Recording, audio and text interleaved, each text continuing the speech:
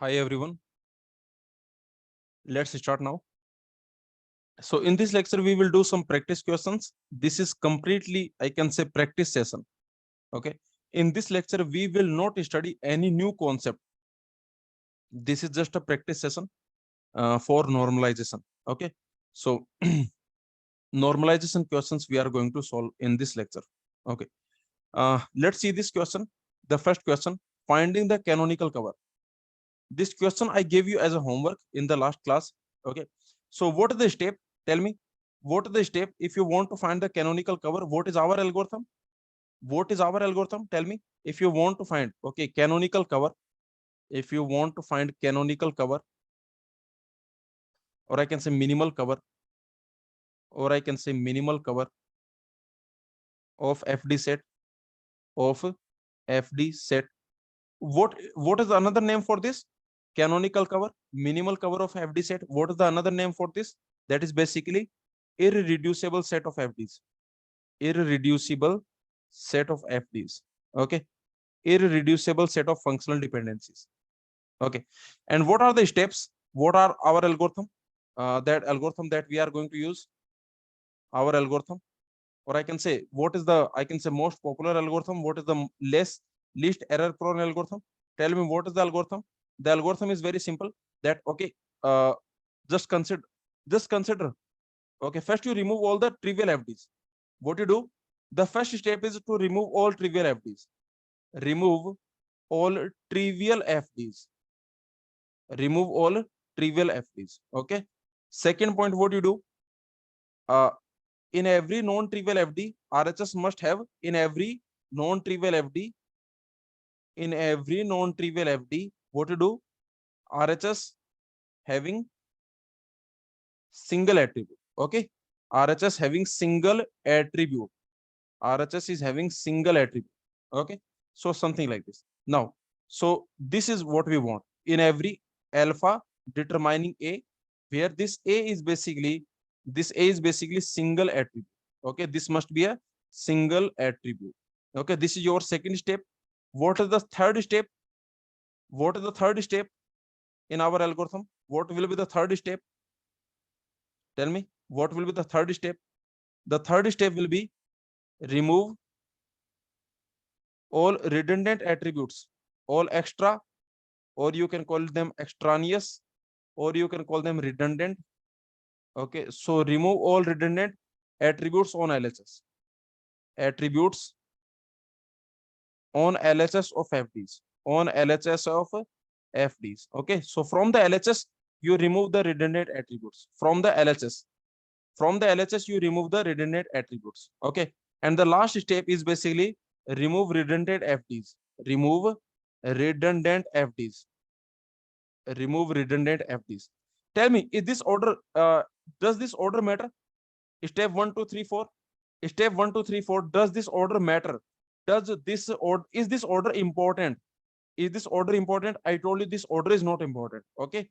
This we have already seen that this order is not important. So when you apply this algorithm, remember when you apply this algorithm for canonical cover, when you apply this algorithm for canonical cover, then this order of steps does not matter. Okay. Remember, order of steps does not matter. So when you apply this algorithm, then remember order of this order of steps does not matter.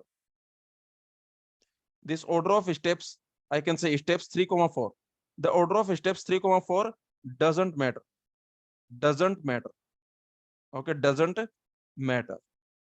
This I told you. Okay, so this step 3, 4. This step 3, 4. Okay, like whether to remove this redundant FD or whether to remove this extraneous attribute. So this order does not matter. So this order of steps this does not matter. Okay, this is the first point. And of course, depending on the order, you can get different. Depending on the order of yes or no, that also we have seen. Depending on the order of removal, depending on the order of removal of redundant items, redundant items.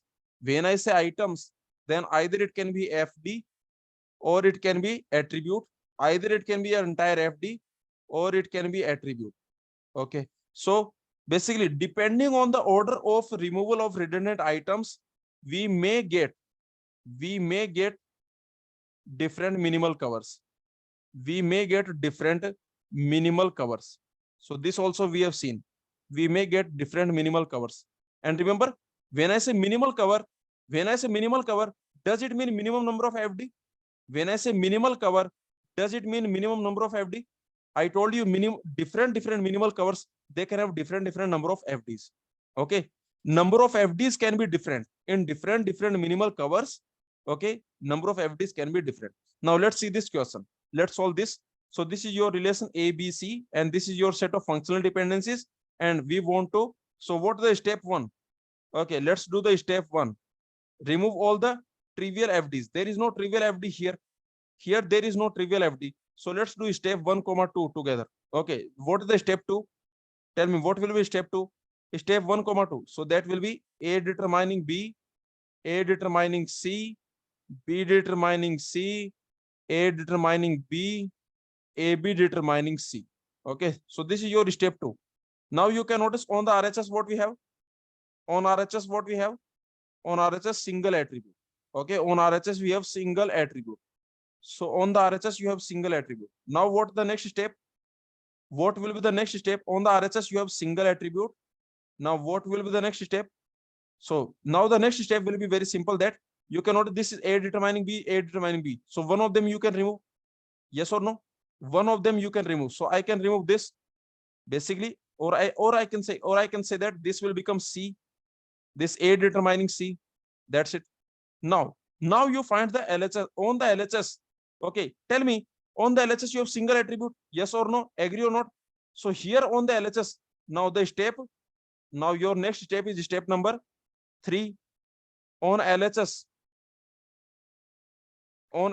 of FDs, remove extraneous attribute, remove extra attribute, or I can say extraneous attribute. Okay, how to remove extraneous attribute on the LHS?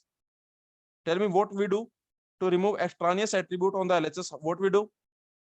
How do you remove extraneous attribute on the LHS?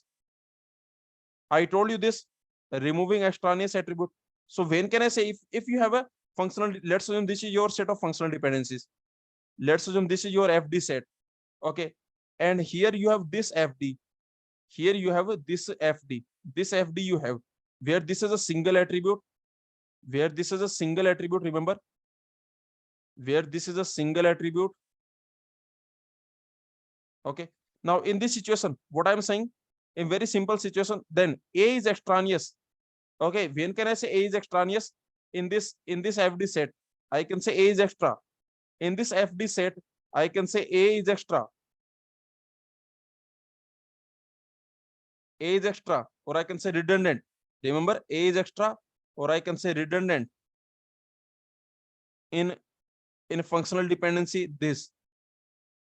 In this functional dependency, A is extra. When can I say this A will be extra? Or maybe I can just call it something. Okay, something Z. So what I am saying that this A is extra. This A is extra if this A is extra if without this also you can without this X can determine Z. Yes or no? If without this X can determine Z. If X can determine Z. If X plus contains Z. Or okay, I can say X if X plus contains Z. Yes or no? Correct or not? If X plus contains Z. Or I can say X determines Z. So without this also, like, okay, without this, just check, can X determine Z? Just check X determines Z or not. Okay, so don't worry about this A. Just check. Okay, forget this A and just check, can X determine A? Can X determine Z? So just find X plus, and you see, can X determine Z? Okay, so if X plus contains Z, then you can remove A. In this situation, then we can remove A. Okay, then we can remove A. Then remove A.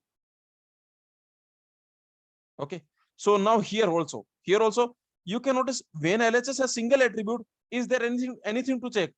When LHS has single attribute, is there anything to check? No, there is nothing to check. So here you have single attribute, nothing to check. Okay, nothing to check. Nothing to check here. If you have single attribute, then you have nothing to check here. Nothing to check on LHS. On LHS, there is nothing to check on LHS. Okay, let's see about this. Tell me, what about B plus? Let's check about this. Tell me what about B plus? Just tell me what about B plus. Can you notice B plus contains C? Can you notice B plus contains C? Okay, B plus will contain C. So B plus will contain C. Agree or not? So you can notice B plus is containing C. So what I can say in this situation, if B plus is containing C, so what I can say? So who is redundant? B plus is containing C. So A is redundant. So A is redundant. Yes or no? So A is redundant because B can determine C. Here A is redundant because B can determine C. So B plus is actually, so you don't need A. You don't need A. B can determine C. So you don't need A. So this A is redundant because B can determine C. Okay, very simple point. B can determine C. You don't need A. So finally, what you will get? Okay, what you will get? By left combine. Can you combine on left, Mavit? Can we combine on left? Sorry, yes, we can combine on left, but we cannot split. On the left, we can combine, but we cannot split. We cannot split, but we can combine. Yes, we can combine, but we cannot split. So, okay. But anyway, we are using the algorithm. Of course, you can very, very easily do. Okay, we can combine, but we cannot split. On the left, we can combine, but we cannot split. Okay. Anyway, so here, what will be your answer? So A is redundant. So because A is redundant, so finally what you will get? You will get A determining C, B determining C, A determining B, and then B determining C. So this B determining C, you don't have to write it again. Now you can delete the FD. Now this FD you can delete. This FD you can delete. Now tell me. Now the next step. Now the next step. Can you delete this FD? Can you delete? Now the step 4. Delete redundant FD. Now the step 4. What is that? The step 4. Delete redundant FD. Delete, remove redundant FD. Remove redundant FD.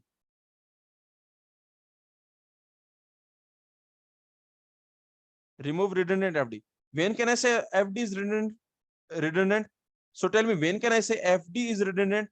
This is your FD set. Let's call it. Okay, let's call it G. This is your FD set. Now this FD, okay, X determining Y. Let's assume this is your FD F1. Now, when can I say this F1 is redundant? Here this F1 is redundant. When can I say this F1 is redundant?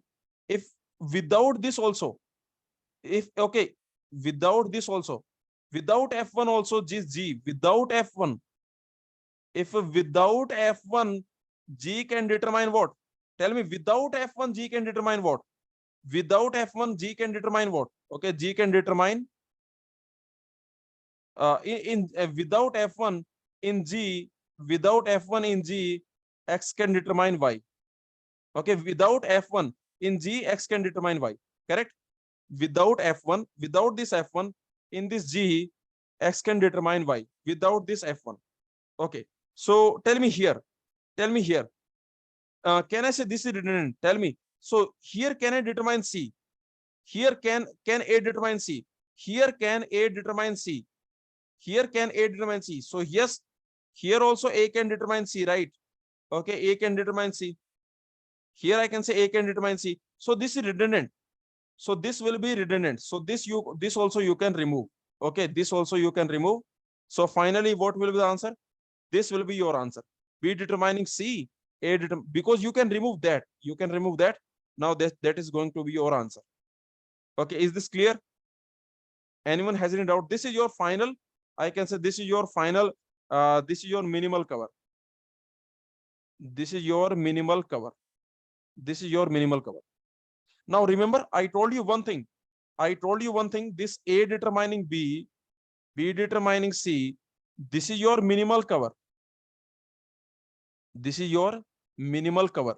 Okay, I told you one thing that you can also, okay, this is also oh no, okay, so anyway, okay, no, so here that point we, okay.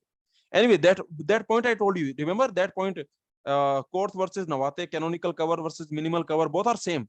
Okay, both are same. Minimal cover, canonical cover, both are same. Okay, because on the LHS, if two FD have same LHS, then you can combine, right? Yes or no? If two FD they have same LHS, then you can combine. Okay, anyway, now in the step 3, can you notice in the step 3, in this same step 3, in the step 3, I can also say A is redundant. In the step 3, I can also say A is redundant. Yes or no? In the step 3, I can also say that A is this B is redundant, because A plus also can determine C. A also can determine C. Yes or no? So this B is also redundant. So I can say this B is also redundant. I can say B is also redundant. Yes or no? So here I can remove B also. So here I can remove B also. So in this situation, what I will get? I will get A determining C, B determining C, A determining B, A determining C. Again, the same story will happen. Now you can remove FD. Okay. Now again, you can remove this FD. So finally, this will be your minimal cover. How many minimal covers are there for this? For this, how many minimal covers are there? For this one, for this question, how many minimal cover? Unique. For this question, number of minimal cover will be unique. Okay. For this question, I can say, number of minimal cover will be, number of minimal covers will be one only. For this question, only one minimal cover will have. But remember, okay, tell me. Uh, for simple question, like this is a very simple question. For simple question, we can find, right, number of minimal cover. But if your question is complicated, then number of minimal cover finding, that is very complicated. Okay, this number of minimal cover, okay, this becomes very hard. It becomes very hard. Okay, it becomes very hard. I can say this is a hard problem. Okay, for large relations. For large relations, this is a very hard problem. Okay, so don't worry about this. Okay, in every question, you don't have to worry about this. Okay, but anyway, for the easy question, you can do this. Okay, so let's see one more question. That is one tricky question I want to take. Okay, it is a tricky question. So this is your relation. Now, in this relation, you tell me, is this in 1NF? Tell me, is this in 2NF? Okay, find the normal form. Basically, find normal form. Find in 2NF or not. Is this second normal form or not? This question. Look at this question, very simple. 5 attributes are given to you, A, B, C, D, E. This is the relation R, and this is set of functional dependencies. And these FDs are given to you, A, B, C determining D, C, D determining A, AD determining E. So these are the functional dependencies. Now you have to check, is this relation in the second normal form? So first you find the candidate keys. So tell me what will be the candidate keys. You can notice A, B, C, D, E. So you can notice BC is not on the RHS. Can you notice? BC is not on the RHS of any FD.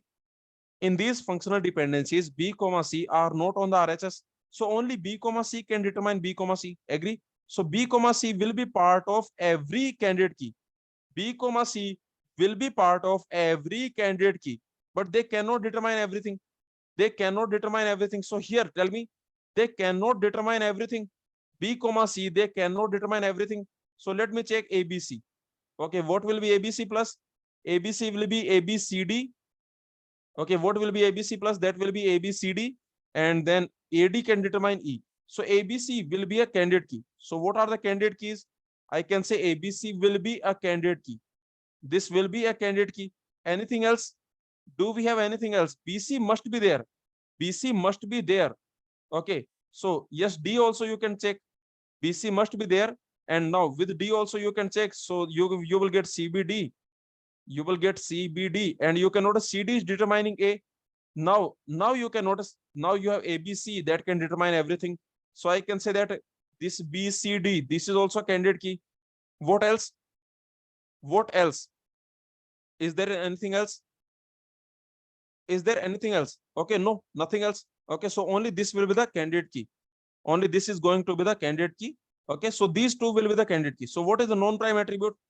So what is non-prime attribute in this relation R? What is non-prime attribute? This is the non-prime attribute. E is the non-prime attribute. Okay, E is the non-prime attribute. Now. Okay. So to check 2NF, to check 2NF or not. So to check 2NF or not, let's apply our method number one. That is very easy method. Okay, let's apply our method number one. What is method number one? What is method number one? Method number one, that is very easy. Okay, just check proper subset of candidate key. Just check proper subset of candidate key. Okay, every proper subset of candidate key you check. Every proper subset of candidate key you check. Does it determine non-prime attribute? Does it determine non-prime attribute? Just check this. Yes or no? Just check this functional dependency. Do we have this functional dependency? Okay.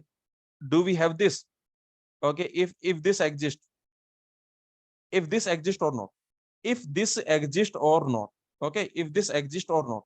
So tell me, is this exist? Proper subset of candidate key. And remember, non-prime attribute is E.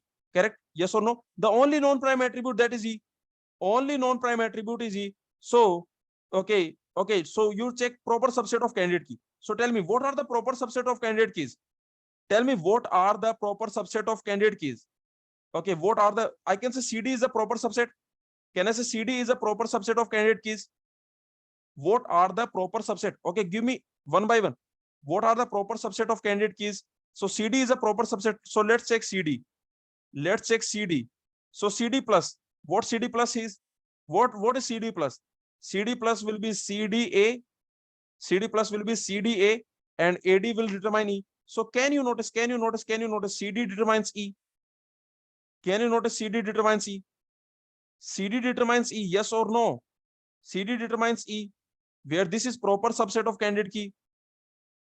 Where this is proper subset of candidate key. This is proper subset of candidate key, and this is what? This is the non-prime attribute. This is a non-prime attribute. This is a non-prime attribute. So finally, so not into enough. So are not into enough. So are not into enough. Is this clear? Tell me, is this clear? So this is not into enough. Some students were giving the answer to enough, but this is not into enough. What mistake did you do? Your mistake is making this question tricky.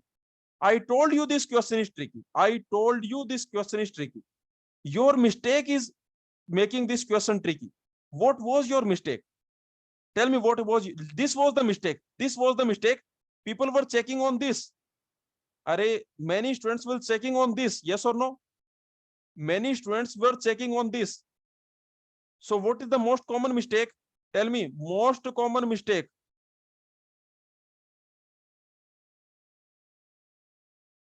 What is the most common mistake in 2NF? In checking 2NF? What is the most common mistake? Tell me. What is the most common mistake in checking 2NF? When you only check on these FDs. When you only check on these FDs. If you only check on these FDs. If you only check on these FDs, that is the mistake.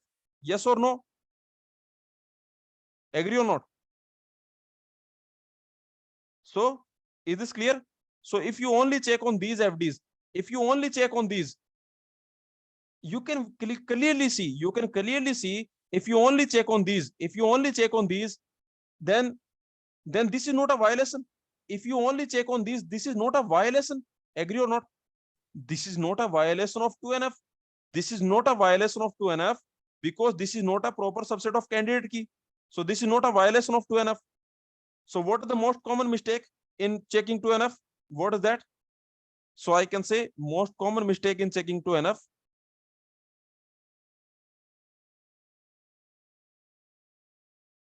What? Okay. Most common mistake in checking 2NF or 3NF. Okay. The same will go for 3NF. It will not go for BCNF. In the BCNF, you can check for the given FD set. Okay. In the BCNF, you can check for the given FD set. Okay. In the BCNF. But this is the most common mistake in the 2NF. Okay. What is that? In the what is the most common mistake? Okay. Only checking FDs in given FD set. In given FD set. Yes or no? Only checking FDs in given FD set, not checking FDs in F closure. Yes or no? Agree or not?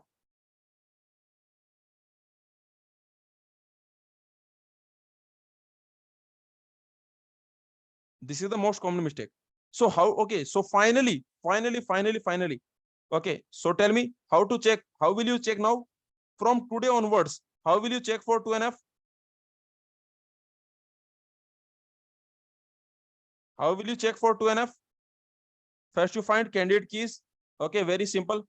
First you find candidate keys. Then you find non-prime attributes. Then you find non-prime attributes. Then what you do? Then for every, remember, then what you do? For every proper subset of candidate key. Is this clear? Then what you do? Then for every proper subset of candidate key. Is this clear? For every proper subset of candidate key. This every. So for every proper subset of candidate key, okay, find its closure. Yes or no? Find its closure and see if it contains non-prime attribute. Yes or no? If it contains non-prime attribute. Is this clear? Very simple, right? Very simple. So this is the idea. Find candidate keys, then you find non-prime attributes. Then for every proper subset of candidate key, you find its closure. Okay, you find its closure and see if it contains non-prime attribute. So this is the method. So anyway, is this question clear? Tell me, is this question clear? This question. So this is not into enough. But what is method number 2? Because there can be true false question. What is method number 2? Because there can be true false question. So what is method number 2? So the method number 2 is C. Okay. Is there any such partial dependency? Can candidate key partially determine non-prime attribute? Do we have this? Okay. Do we have this? So yes, we have this, because you can clearly see that what is the partial key? What is the partial key here? So you can clearly see BCD candidate key. So you can notice this is a candidate key. Okay, this determine E. Is this a partial or not? Tell me, is this a partial dependency or not? Is this partial or full? Is this dependency partial or full? This dependency is full or partial? Is this full or partial? So remember, this is partial, this is not full. Why? This is not full, this is partial. Why this is partial? So this is partial. Remember, this is partial FD. Because why this is partial FD? Because CD can determine E. So this is partial. Is this clear? So this is partial because CD can determine E. So this is not full. This is partial because CD can determine E. So this is partial. So I can say, remember, this FD is partial. This BCD determining E, this is partial. What about this? Is this partial? Is this partial? Is this partial? Is this full or partial? This is full. Remember, this is full. Remember, this is full FD. Remember, this is full FD. This is partial FD. Okay. So here you can clearly see that this is your candidate key, and this is your non-prime attribute, and this is a partial FD, and this is a non-prime attribute, and you can clearly see this is a partial FD. So that is the mistake. So I can say, so from method number 2, I can say not into enough or not into enough.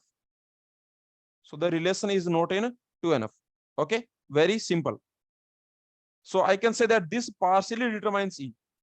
I can say this candidate key partially determines this non-prime attribute. So that is the reason this relation is so relation are not into enough. Not in to enough. Okay, clear? Let me know. Very simple. So remember, this is the most common mistake. If you check only the given FDs, the given FDs you don't have to check. You have to check for basically what you have to do for every proper subset of candidate key. Find every proper subset of candidate key you find, and then you find its closure and see if it contains the non-prime attribute or not. Okay. Now let's see the next question. This is GATE Computer Science 2020 question. Question number 36. Okay, tell me the answer for this. Read the question. So consider a relation table R that is in 3NF but not in BCNF.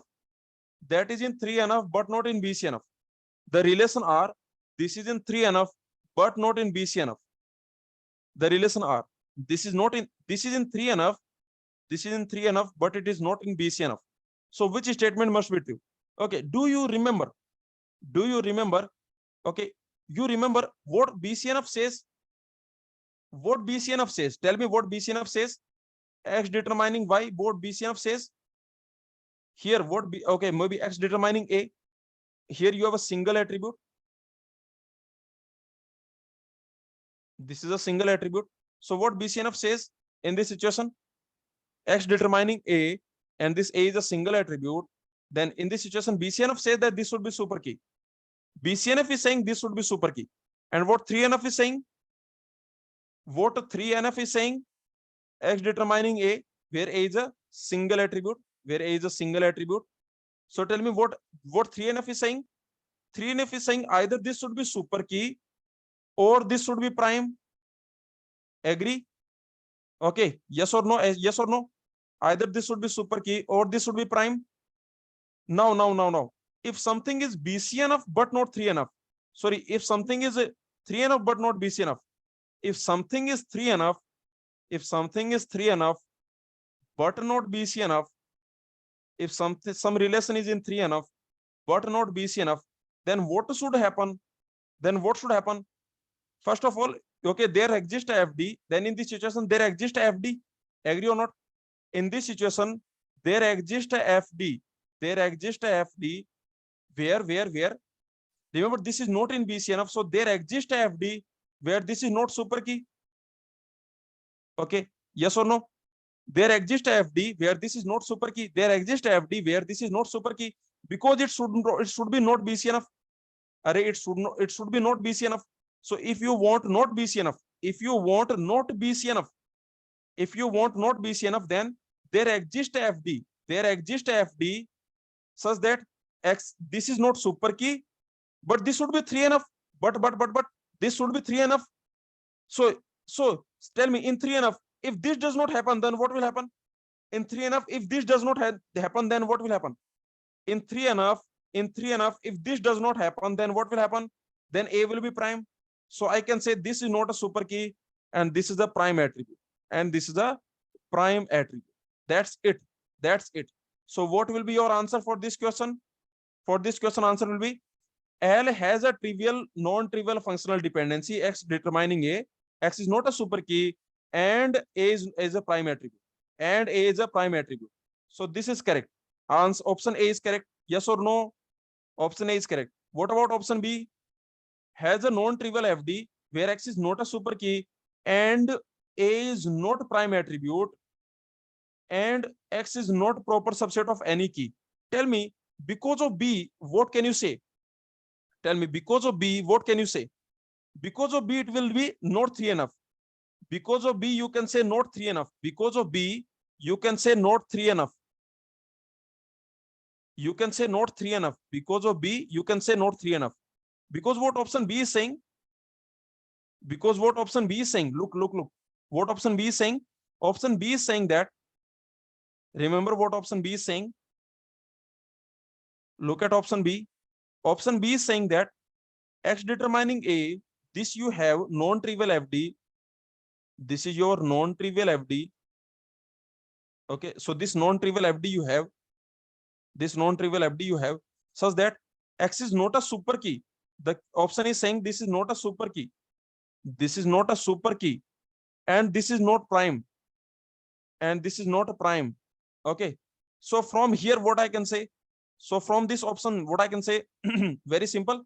This is the violation of 3NF. I told you Okay, not a super key, not a super key determining not prime. This is the violation of 3NF. If you see, this is the violation. This is the violation of 3NF.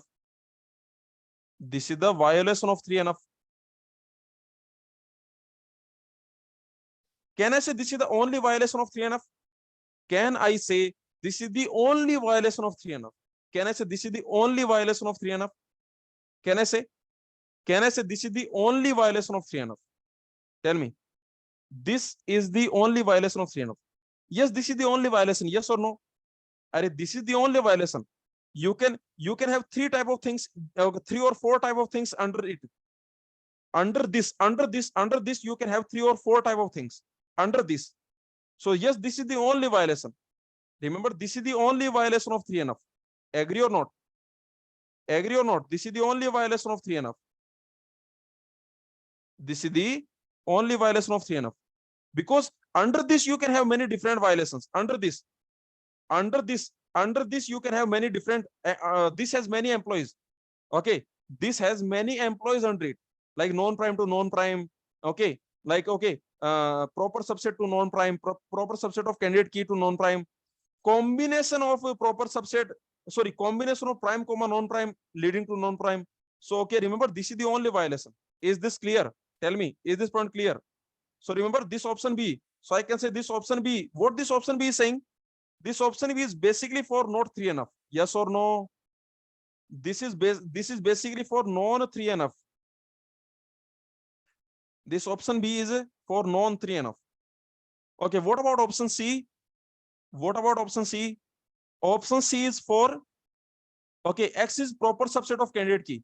X is proper subset of candidate key.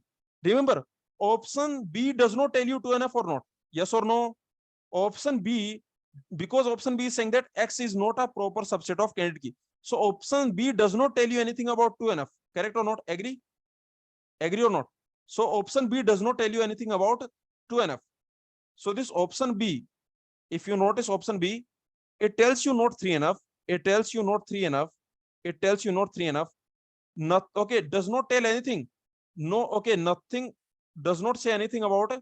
Remember, we in the option B, we cannot say anything about 2NF.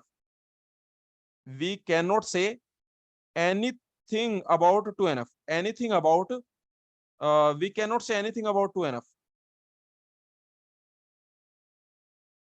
Okay. If you read the option B. So in the option B, we cannot say anything about the 2NF. What about option C? Option C is saying that there is a non-trivial FD. This is what option C is saying. Option C is saying there is a non-trivial FD where X is determining A, where this is not a super key. And the question is saying this is proper subset of candidate key. And the question is saying this is a proper subset of a candidate key. This is a proper subset of candidate key. And this is non-prime attribute. And this is non-prime attribute. So tell me. So I can say option C is saying not 2NF. So according to option C, this is a not a 2NF.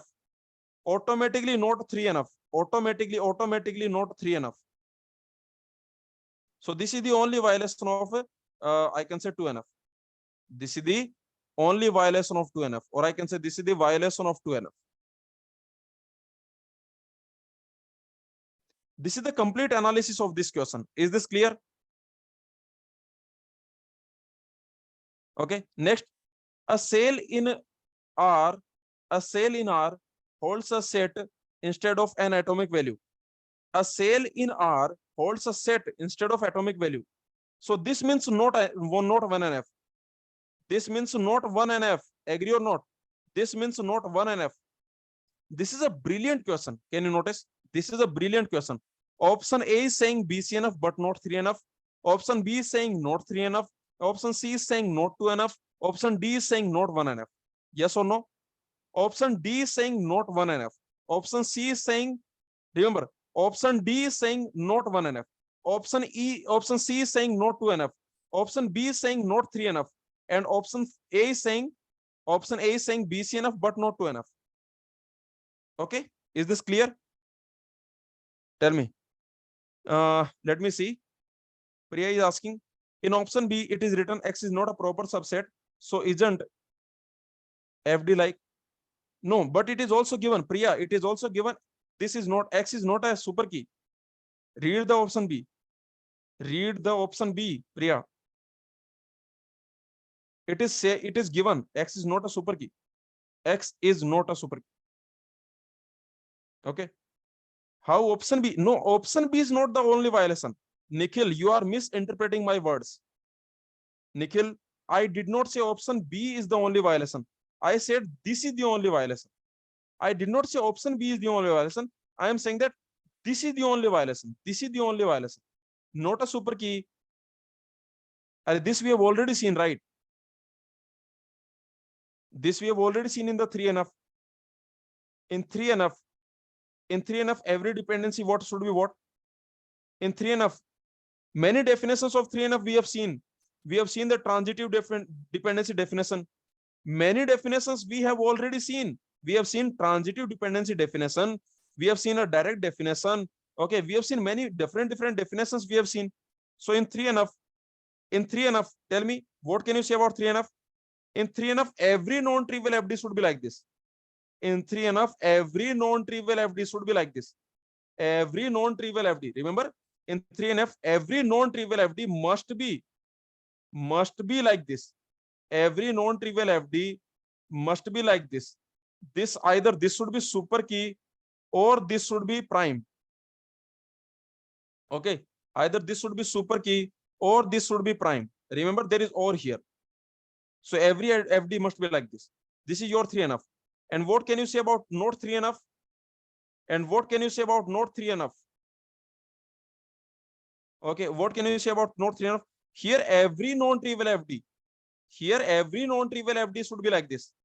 Remember, here, every non-trivial FD should be like this. And not 3NF. It means there exists a non-trivial FD. Here, there exists a non-trivial FD. Okay, what you will say? Tell me what you will say. You will say there exists a non-trivial FD. There exists a non-trivial FD where this is not a super key, where this is not a super key, and where this and this is non-prime. Okay, where this is not a super key and this is non-prime. And this is non-prime.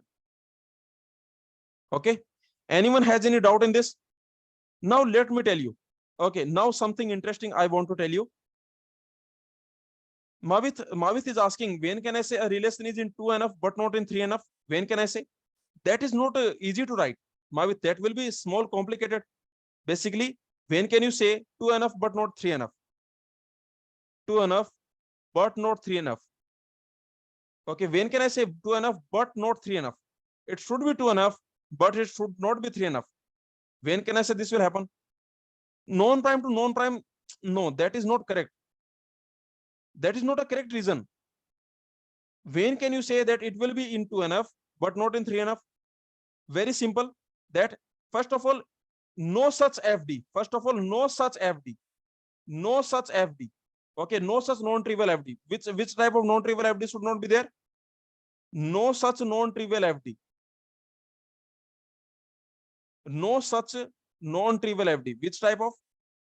I can say no such non-trivial FD. No such non-trivial FD. Which type of non-trivial FD? This type of non-trivial FD should be not be there. Proper subset of candidate key determining non-prime. This should not be there, first of all. Okay, no such FD. First of all, no such FD. Okay, no such FD. And there exists a FD. And there exists a non-trivial FD. And there exists a non-trivial FD X determining A, where this is not super key, where this is not super key, and where this is a non-prime. Okay, is this clear? Mavith, is it clear? Tell me. Or in single word, if you want to say, Mavith, in single word, if I want to say, then what I will have to say? In single statement, 2NF but not 3NF. In single statement, what I can say?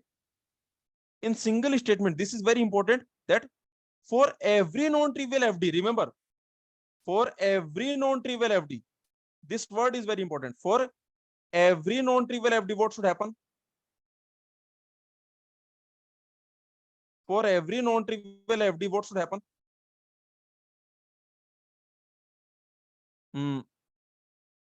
For every non-trivial FD, determining non-prime attribute. So again, yeah, in a single line, I think we cannot write it. Again, I have to give you two conditions. Again, I will have to give you two conditions. I think in a single statement, in single condition, I cannot say. Again, I will have to give you two conditions that, okay, this should happen and this should happen, something like that. Okay. So I think single statement is not possible, I think. Okay. Okay. But anyway, this is the idea. By chance, if some statement they give you, then you can analyze that. Okay. Is this clear, Mavit? Maybe a single condition is not there. Maybe because we have to give two conditions. Like here, I have given two conditions. I have given two conditions. Okay. Yes, at least one of them should violate 3NF, but we also have to make sure that no one violates 2NF. Mavit, we have to make sure that no FD violates 2NF. Also, we have to make sure that at least one of them violates 3NF. Okay. So yeah, that's correct. Okay, let's move on. One thing very important I want to tell you. Okay.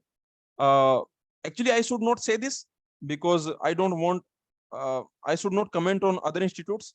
But let me tell you that by chance, if this statement, because this is a GATE question, okay, this is GATE recent question, this is GATE 2020 question. Okay, now which of the following is true? Which of the following is true? Now let me give you one option. Let me remove the options and let me just ask you this question. Let me ask you this question. Okay, let me remove all the options and let me just ask you this question. Let me just ask you this question.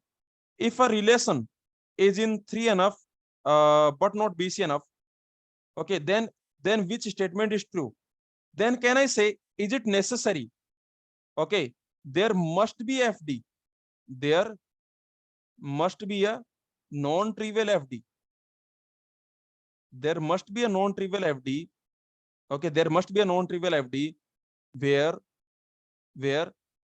proper subset of candidate key, determining proper subset of another candidate key, proper subset of another candidate key. Okay, tell me, is this statement true? Is this statement true? Just tell me this point. Is this true? Is this statement true? Is the following statement true? Is it true? Is it true? Read this. There must be this type of FD. You already know this type of FD must be there, right? Array, this type of FD must be there. You already know this type of FD must be there. That okay, that not a super key. This type of FD must be there. That you already know. That you already know. That you already know. This type of non-trivial FD must be there, where not a super key. Not a super key implies prime attribute. Okay, I can say we must have this type of thing. This type of thing we must have. Agree or not? Yes or no? Because prime attribute is also proper subset of candidate key. Or actually, yeah, not a super key. Prime attribute is also proper subset of candidate key. Yes or no? Actually, one more thing. Can not a super key, can it imply candidate key? Not a super key, can it imply candidate key? No, it cannot imply. Okay, so this statement is correct. See, this statement on your screen, this statement is correct. So if your relation is in 3NF but not in BCNF, if your relation is like this, then definitely this would happen. You must have a non-trivial FD. You must have a non-trivial FD where not a super key implies proper subset of some candidate. Okay, proper subset of some candidate. Proper subset of some candidate. This should happen. Okay, this statement is true. This statement is true. There is no problem in this state. Okay, so this statement will be true. If this happens, then this will happen. Is this clear? If this happens, then this will happen. This will happen by this. Okay, so if this happens, then this will happen. Okay, and of course, if this happens, then this will also happen. If this happens, then this will also happen. So you can notice, if this happens, this will happen. If this happens, this will happen. That is fine. Okay, now just wait. So there must be a non-trivial FD. So if you have this 3NF but not in BCNF, then definitely you must have this, because every prime attribute you can consider as a proper subset of some candidate key. Okay, but if this happens, that not a super key implying a proper subset of some candidate key, if this happens, then I can guarantee that it is not in BCNF, right? Okay, I can guarantee in this situation, I can guarantee that it is not in BCNF, and I can but I cannot guarantee that it is not in that it is in 3NF. So this is one way statement. Okay, this is one way statement, because from one FD I cannot say it is in 3NF. Yes or no? From single FD I cannot say, I cannot comment that it is in 3NF. Agree or no? Did you get it? Did you get it? From one FD, can I say it is in 3NF? By checking one FD, can I say it is in 3NF? Can I say? By checking single FD, can I say it is in 3NF? No, I cannot say. By checking single FD, I can say not 3NF, right? By checking single FD, I can say not 3NF. By checking single FD, I can say single FD is enough. Single FD is enough to say not 3NF, but single FD is not enough to say 3NF. So this statement is one way. Okay, remember, this statement is one way. This statement is not two way. This statement is not two way. Okay, this statement is one way. This statement is not two way. This statement is not two way. Okay, anyway, but let's see this one. Let's see this statement. Can I say this will be true? Okay, can I say if this happens, then this will happen? Can I say if this happens, 3NF but not in BCNF, can I say this will happen, like proper subset of? Can I say this must happen? Can I say this must happen? Can I say this must happen? Can I say this must happen? And the answer is no. This is wrong. Okay, this is wrong. So if your relation is in 3NF but not in BCNF, then can I say this must happen? This must happen? Can I say this must happen? This must happen. Can I say proper subset of candidate key should determine another proper subset of candidate key? Okay, this is wrong. But let me tell you one thing, that there is a coaching institute. In that coaching institute, they teach this. Actually, this is a fresh question. You can notice this is a very recent question. This GATE 2020 question. Yes or no? It is very close to that statement actually. This GATE 2020 question, this question is very close to that statement which is taught wrongly. Okay, in this coaching institute, this is taught. Okay, this is a taught. This is a screenshot from the notes of this particular coaching institute. Okay, I will not mention the name, but anyway, okay, this is wrong. Okay, basically what they are saying, see, they are saying this. See, what they are saying. I will prove it. Don't worry. Just wait. Okay, I will prove it. Don't worry. So look at this. If a relation is in 3NF, okay, then it must. If a relation is in 3NF and this does not exist, then it must be on BCNF. Okay. So basically, let me tell you that this statement is wrong. This statement is wrong. This statement is wrong. Don't worry, I will prove it. Don't worry. Okay. Also, this statement is wrong. A relation is in 3NF but not in BCNF, then it should happen. Then it should happen. Then it should happen. This is also wrong. Okay, this is also wrong. See what I'm saying. Okay, let me what I'm saying. Very simple point. Ultimately, what I'm saying, let me tell you. Very simple thing I'm saying. See, very simple thing. If your relation is in 3NF but not in BCNF, if your relation is in 3NF but not in BCNF, if your relation is in 3NF but not in BCNF, then what will happen? Then definitely this will happen. Okay, there exists a non-trivial FD. Then I can say there exists a non-trivial FD. This will definitely happen. Okay, this will definitely happen. There exists a non-trivial FD. there exists a non-trivial FD where this you can say, yes, very good, Nikhil, very good. So there exists a non-trivial FD where you can say that, not a super key implies, where you can say not a super key implies, uh, I can say not a super, if this is in 3NF, but not in BCNF, then definitely this will happen. There exists a non-trivial FD where this will happen. Okay. This will definitely happen. This we have already seen. Okay. So this is correct.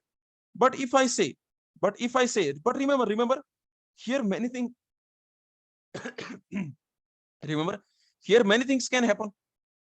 When you say this, when you say that a non-prime is determining, see, when you say this, look at this. When you say not a super key determining, when you say not a super key determining prime attribute, then many things can happen. Yes or no?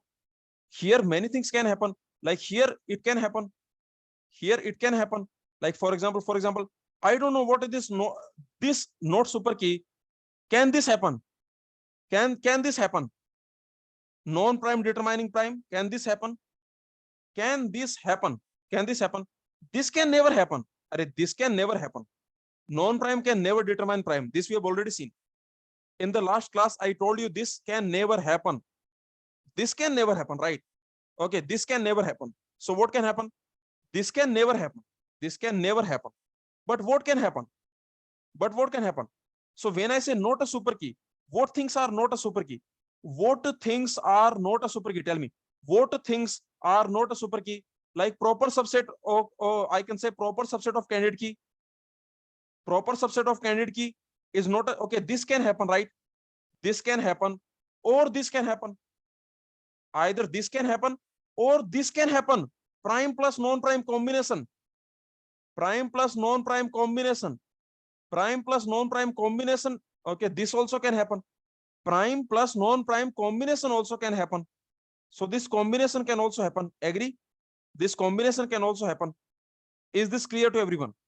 Prime plus non-prime combination can also happen. So these things can happen.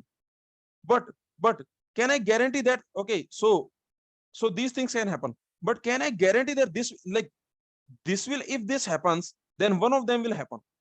So I can say that if this happens, remember, if this happens, then I can say one of them will happen. One of these will happen. Okay. Either this will happen or this will happen, or I can say that, or I can say this can happen, like proper subset of candidate key plus prime determining prime. Okay. Plus non-prime. Proper subset of candidate key plus non-prime. Proper subset of candidate key plus non-prime determining prime. This also can happen. So remember, any of these can happen. These things are covered by it. Can I say these things covered by it? Yes or no? Covered by this. These things are covered by this. But what this statement is saying, as I told you, what this statement is saying in this institute, like in this notes, what this statement is saying, this statement is basically saying that, that if you have this, then the only possibility is this. Okay, the only possibility is this, proper subset of candidate key implying prime. Okay, this can, okay, this is the only possibility. Are you getting my point? If I say this is the only possibility, see this. If I remove these first and third, if I remove first and third, and if I say this is the only, okay, if I remove first and third, and if I say only this, now this statement is wrong. Yes or no? Now did you understand what I'm trying to say? Tell me, did you understand what I'm trying to say? So now this statement is wrong. Now this statement, basically this implies this. This implies this is wrong. Is it clear what I'm trying to say? Is this clear? What is the wrong in this, what is wrong here? Is this clear? What is wrong here? Is this clear? Tell me, to everyone, is this clear? What is wrong? To everyone, what is wrong here? Is this clear? Yes, very good, Priya, that's correct. Basically it is saying that the only possibility is this, but this is not the only possibility. There can be other possibilities also. Now let me give you a concrete example. Let me prove it. Okay, let me prove it. So let's prove it. Okay, consider this example. Now we will prove this. Consider this example. Tell me, is this in BCNF? First you find, okay, first you find in 3NF. First you find, is this in 3NF? And then you find, is this in BCNF? Let's check it out. First of all, is this in BCNF? First you find the candidate keys. What are the candidate keys?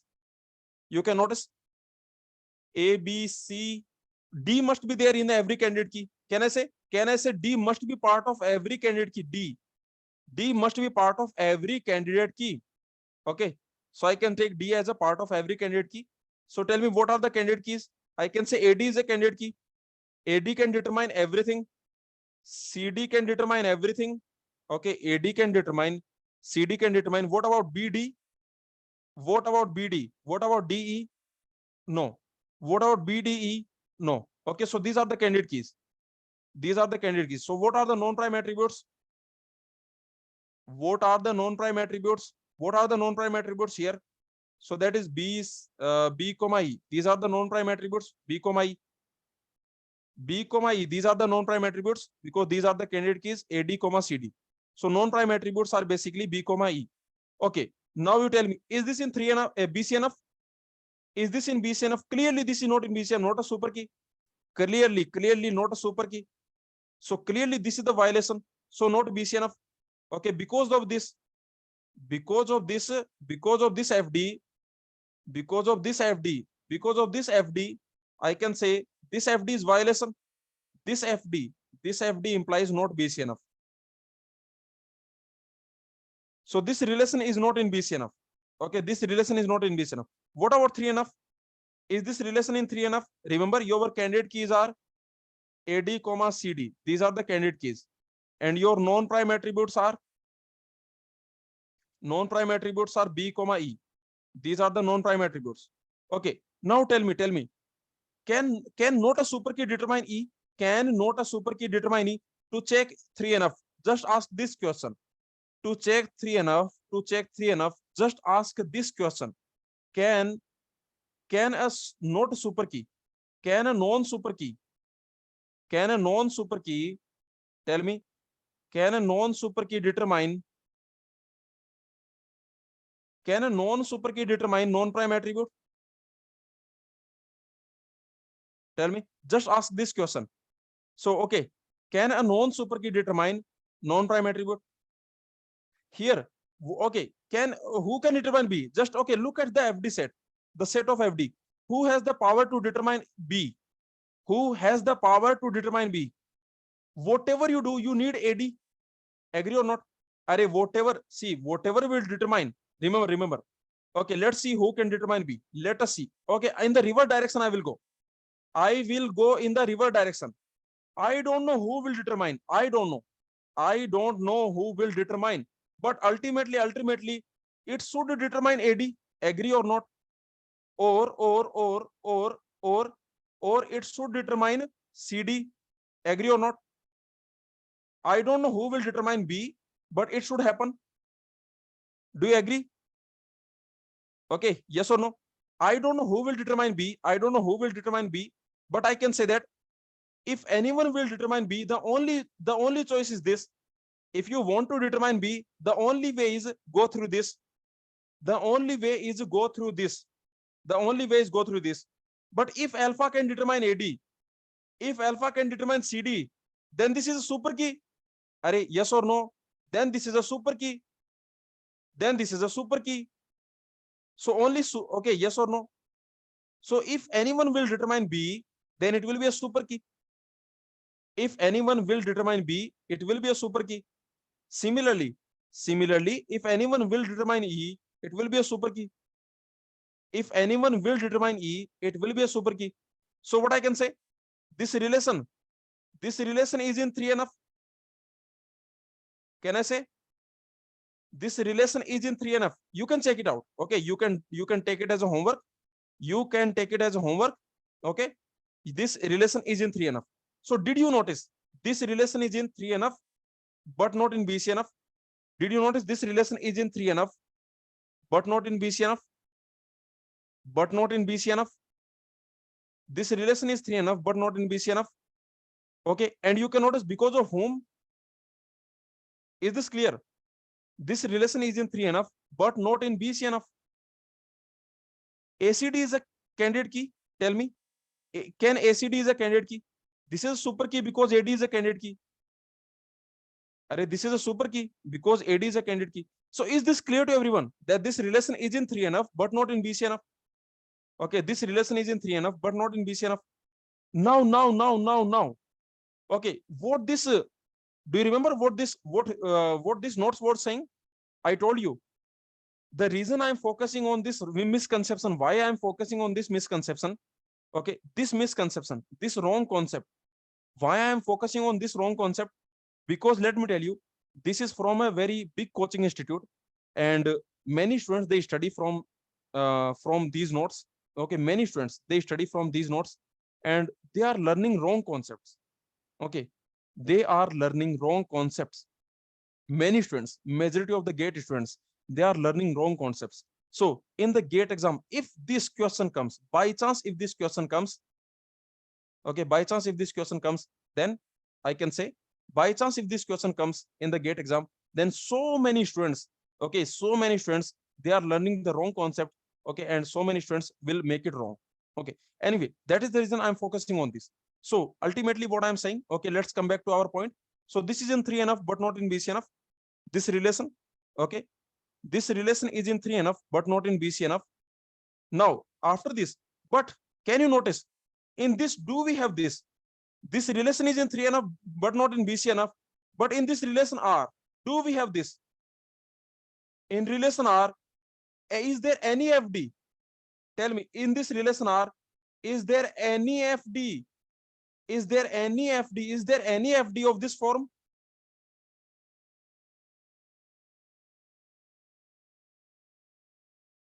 Is there any FD of this form?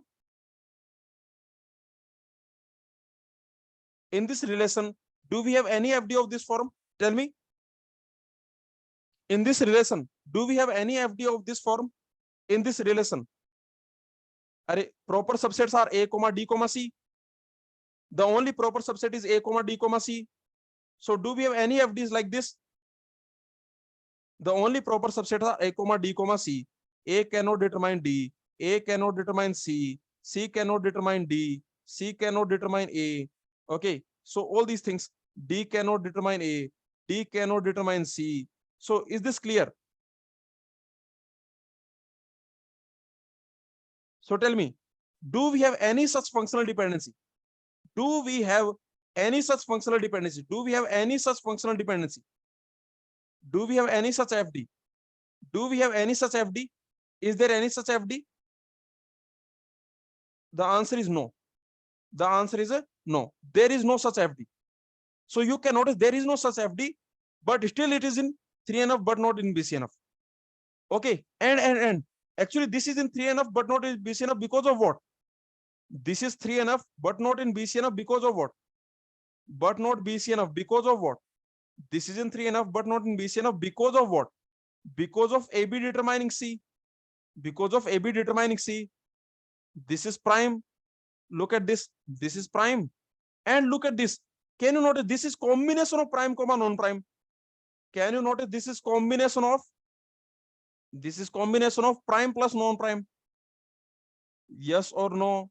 This is combination of prime plus non-prime. Tell me, is this clear? Is this clear to everyone? So final conclusion. So from this example, you can notice from this example, what I want to tell you. Okay, let me give you the conclusion. So this is a misconception. So this is the final conclusion. Okay, let's conclude this. Let's conclude this. Let's conclude this. Okay, let me give you some conclusions. So the first conclusion, remember, this is wrong. What is wrong? If you say that 3NF but not in BCNF, 3NF but not in BCNF, 3NF but not in BCNF. Okay, this 3NF but not in BCNF. This implies this This implies this. This is wrong. This implies this. This is wrong. Okay.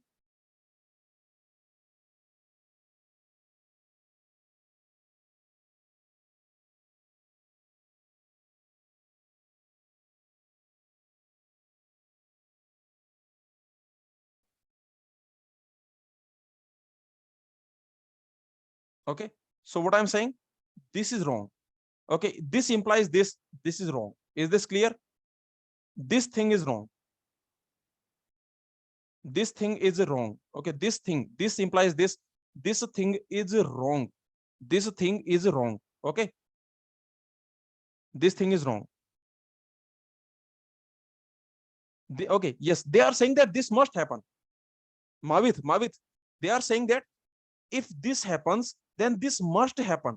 They are saying this. So this implication is wrong. Yes or no? This is wrong. They are saying that this must happen. They are saying that if this happens, then this must happen. But we have seen this example. Yes or no? But we have seen this example. But we have seen this example. Yes or no? Agree or not? We have seen one example where your relation is in this, where your relation is in 3NF but not in BCNF. Still you don't have this. Still you don't have this FD. There is no such FD. Tell me, is this point clear to everyone? Tell me, is this point clear to everyone? So if this happens, then this must happen. This is wrong. Okay, what I am saying, this is wrong. Basically, this is the conclusion that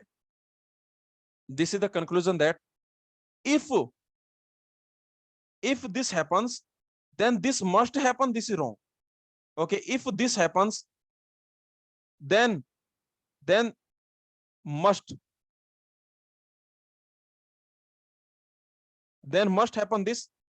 Then must happen this. This is wrong. Yes or no? Then this must happen. This is wrong. Clear? Tell me. And what is correct? What is correct then? Then what is correct? So if this happens, then this will definitely happen. Then I can say this will definitely happen. What will happen? So I can say one more thing. So if this happens, then I can say definitely this will happen. Like non-super key. This we can say. I can say not super key. Not super key implies proper subset. Yes, this will happen. Okay, this implication is correct. This will happen. Okay, is this clear?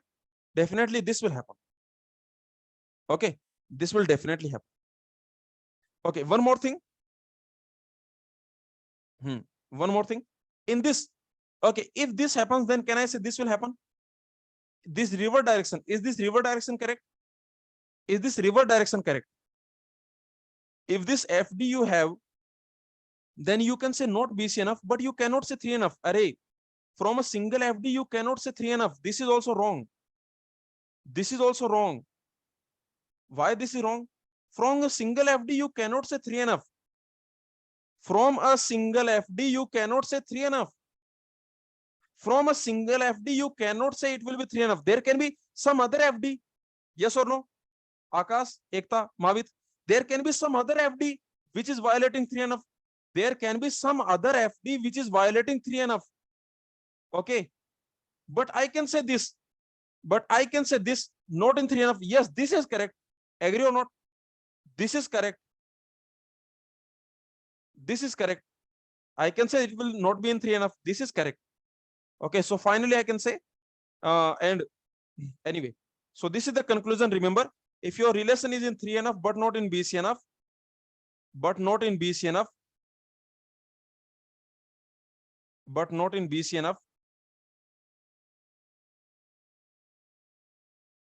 not in BCNF, then what should happen? Then there must exist a non-trivial FD. Okay, am I saying for all non-trivial FD or for some non-trivial FD?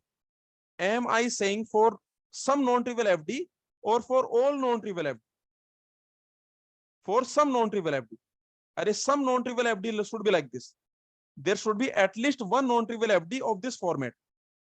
There should be at least, if 3NF but not in BCNF, if 3NF but not in BCNF, then then there exists a FD of this format. Then there exists a FD of this format. Then there exists a FD of this format. There exists a non-trivial FD of this format. Okay. There exists a non-trivial FD of this format. Okay. Some FD should have this format. Okay. There exists a non-trivial FD. Some FD must have this format. Some FD. Okay. Mavit, is this clear? At least one FD, at least one non-trivial FD must have this type of thing. And this type of thing will make sure, this type of thing will make sure that your relation is in, this type of thing will make sure that your relation is not in BCNF. So if your relation is in 3NF, but this is only one way, remember. Again, remember, this is only one way. Please remember, this is only one way. The revert direction is not correct. So this is one way. Okay, this is not this way. So you cannot say that, because from one FD you cannot say, from one FD you cannot say no 3NF. Agree or not? From one FD you cannot say 3NF. From single FD you cannot say 3NF. Is this clear? From single FD you cannot say 3NF. The remaining can be anything, Mavit. The remaining can be anything. Yes or no? There can be many non-trivial FD which are violating this. Yes or no? There can be many non-trivial FD which will violate BCNF, which will violate BCNF. So what? But there should be at least one. But there should be at least one. Yes. Yeah, there should be no violation of 3NF. There should be no violation. But you are not getting, Mavit. Arey, look at this direction. You are seeing the other direction. You are seeing the other direction. If your relation is in 3NF but not in BCNF, then this must happen. Are you getting my point? You are seeing in the other direction. See the forward direction. Mavit, is this clear? See the forward direction. If your relation is in if your relation is in 3NF but not in BCNF, then this will happen. Then this will happen. Okay. Then must happen. This must happen. Okay. Is this clear? So this is your gate question. So ultimately, this gate question we have done. Okay. So we have done this gate question. Anyway.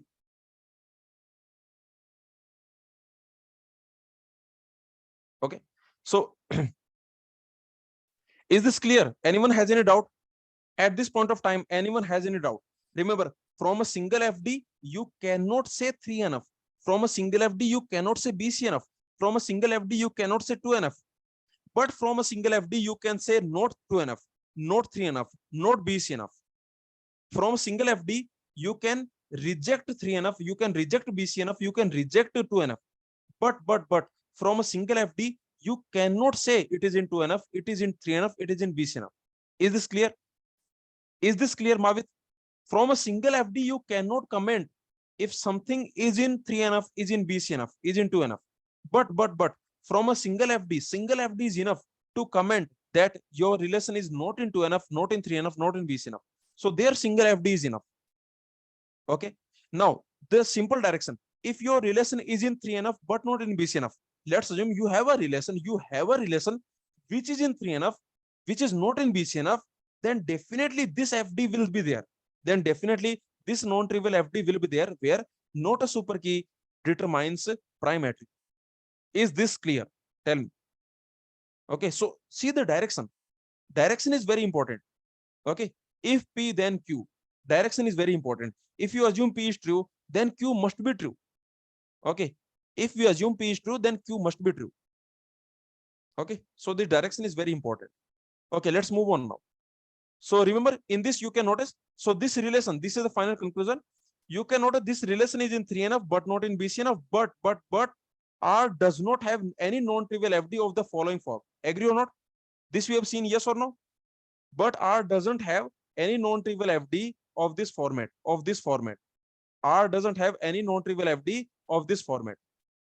Okay, so this is the proof that was a misconception. Okay, so this was a misconception. So finally, this is a misconception. Okay, this is wrong concept. So this is the proof. Okay, anyway. Anyway, let's let's move on now. Tell me about this one quickly. Quickly tell me. Actually, let me tell you, the complete normalization is not wrong. If you look at the complete normalization, this complete normalization, in this normalization, a lot of misconceptions are taught. In this complete normalization, it is actually taught wrongly. So many misconceptions are there in this normalization. Many students, majority of the students, okay, many students, so many students, they have many misconceptions in this normalization. What are the misconceptions? In this normalization, what are the misconceptions? There are a lot of misconceptions. Okay, there are a lot of misconceptions. There are a lot of misconceptions. Like the first misconception was, lossless. Yes or no? The misconception was lossless or lossy, lossless or lossy for non-binary decomposition. Yes or no? Lossless or lossy for non-binary decomposition. For decomposition. So what was the misconception? What was the misconception here in this lossless or lossy for non-binary decomposition? Here, this successive method is wrong. This successively combining successively combining two relations, successively combining two relations. This is wrong. This is a wrong. This is misconception. So successively combining two relations, this was wrong. Yes or no? This was wrong. The proof I have given to you. Have you watched the lecture? Have you watched the lecture? The proof I have given to you. This proof I have already given to you. Okay. So this proof we have already seen. And did you notice the chase algorithm is much easier than this? If you notice, the chase algorithm is much easier than this. If you practice every gate question we have done, Ullman question we have done, all the gate exam question we have solved using chase algorithm. Ullman question, the Ullman book question we have done using the chase algorithm. And this proof I have given to you that this is wrong. The proof I have given to you. Okay, so what is the correct concept? So for this, what is the correct concept? The chase test. This is the correct concept. This is the correct concept. Yes or no? This was the correct. This was the correct concept. Okay, and this was much easier. If you do some practice, tell me, if you solve 10 questions, then chase test is very easy. Yes or no? If you solve 10 questions, then this chase algorithm is very easy. Yes or no? It is very easy and it will not take time. If you do some practice, okay, 10 question, some 10 or 10 20 question if you solve, then this chase test will not take time. Within 1 minute you can solve. So this is one misconception. The another misconception, what is another misconception? The second misconception was this 2NF 3NF. Okay, the second misconception was this partial dependency, okay, full dependency, transitive dependency. This transitive dependency, this was the another misconception. Okay, what was another misconception? That was 2NF 3NF, these things. 2NF 3NF. Okay, this 2NF 3NF definitions. Okay, in terms of partial dependency, this 2NF 3NF definitions. Okay, in terms of partial or transitive dependency. So many misconceptions many students have. Here also many students have misconceptions in this also. Okay, and today we have seen one more misconception. Today we have seen, yes or no? One more misconception we have seen today. One more misconception in the data dependency preservation also. In the dependency preservation also, I told you dependency preservation also. Do you remember? When you say dependency is not preserved, but when you join, it is preserved. Yes or no?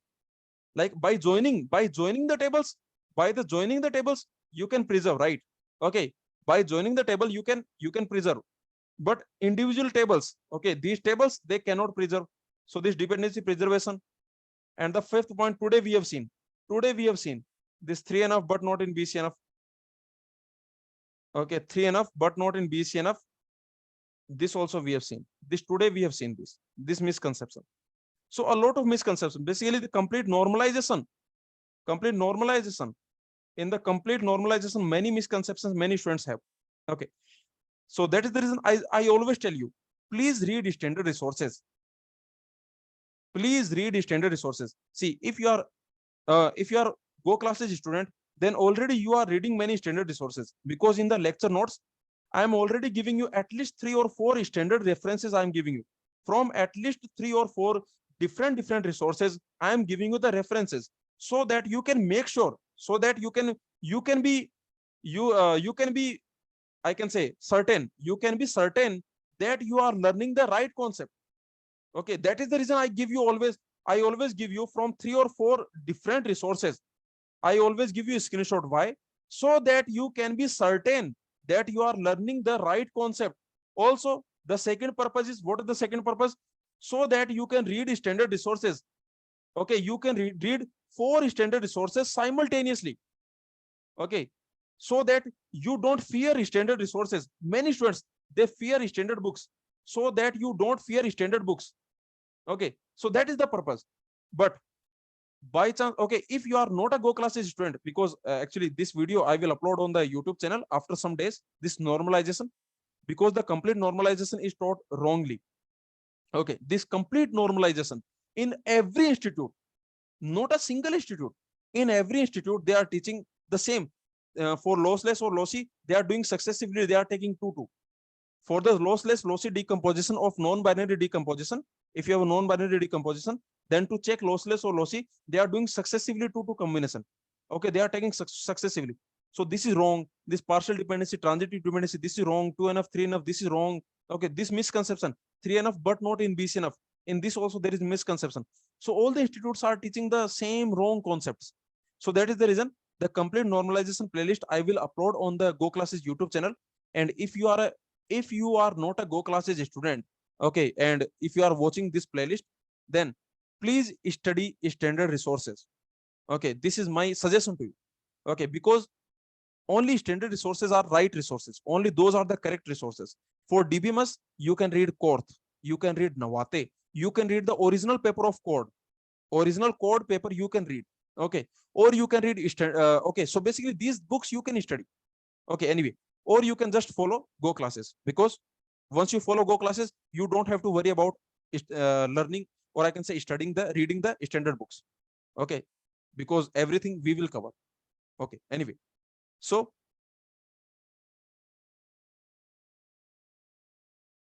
anyway, let's move on. Tell me about this one. What is the answer for this? What is the answer for this? Tell me quickly. Very simple question. Functional dependencies are given to you, and this is the relation PQRSTUV, and find all candidate keys. So what are the candidate keys here? You can notice P is not on the RHS. Can you notice P is not on the RHS? P is not on the RHS. So this must be part of every candidate key. P, Q, R. R must be part of every candidate key. S, T, U, V. V must be part of every candidate key. They must be part of every candidate key. They must be part of every candidate key. They must be part of every candidate key. So this is gone. This is gone. They are part of every candidate key. So this is gone. This is gone. This is gone. This is gone. Okay. So find all the candidate keys. What are those? Those will be P, R, V. Now P can determine Q. Now R can determine ST. Now S can determine U. Okay. So you can notice P, Q, P, Q, R, S, T, U, V. Okay. So everything you have. So the only candidate key, what is that? The only candidate key is PRV. This is the only candidate key. This is the only candidate key, or I can also write like this. I can also write like this. So this is the only candidate key. Okay, let's move on. So tell me about this one quickly. Quickly tell me what is the answer. This relation is given to you. PQ. Okay, this is the relation. Now the question is saying what is the candidate key? PQR ST. PQRST. PQRST. PQRST. Nikhil, PQRST. Don't worry. In the lecture notes, you can see this. Okay, PQRST. Tell me now. So your relation is PQRST. Your relation is PQRST. Then you can notice PQRST. So T must be part of every candidate key. Yes or no? T must be part of every candidate key. T is not on the RHS. T is not on the RHS. So T must be part of every candidate key. So there will be TR. Now TR cannot do anything. T can determine TR, but TR cannot do anything. So let's see TP. What about TP? What about TP? Tell me. So TP will give you TPR. Okay. TP will give you TRP. So it will give you TRP, and then okay. So P will give you Q, and then QR will give you S. So TP is a candidate key. I can say TP is a candidate key. So definitely, what are the candidate keys? So what are the candidate keys? So I can say TP is a candidate key. Okay.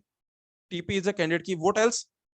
TP is a candidate key. SP is a candidate key. Anything else? So TP candidate key. TP candidate key. ST. Sorry. ST. ST is a candidate key. This is also candidate key. What about RT? What about RT? RT is not a candidate key. What about QT? QT. What about QT? QT is also candidate key. QT. Okay. So QT is also a candidate key. You can check. So QT is also a candidate key. Okay. Is there W? Okay. Is there W? Oh, W is also there. Oh, okay. So W is also there. W is also there.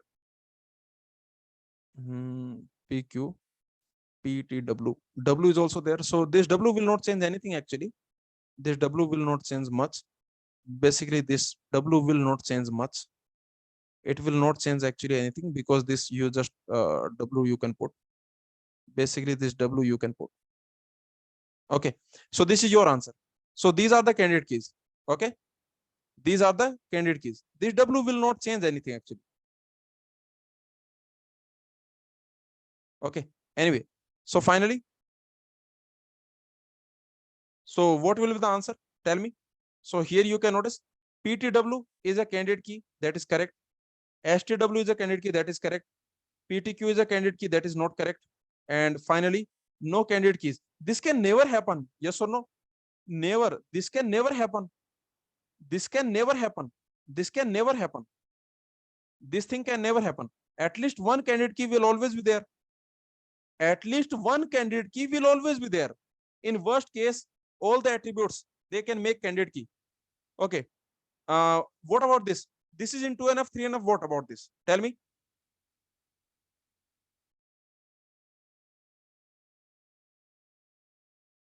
This relation, is this in 2NF, 3NF? Check 2NF, 3NF. Find normal form.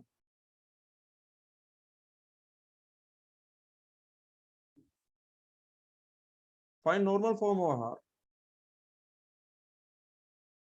What is the normal form of R? So what you will do? First, you find the candidate key. A, B, C, D, E. A, B, C, D, E. Okay, so first you find the candidate key.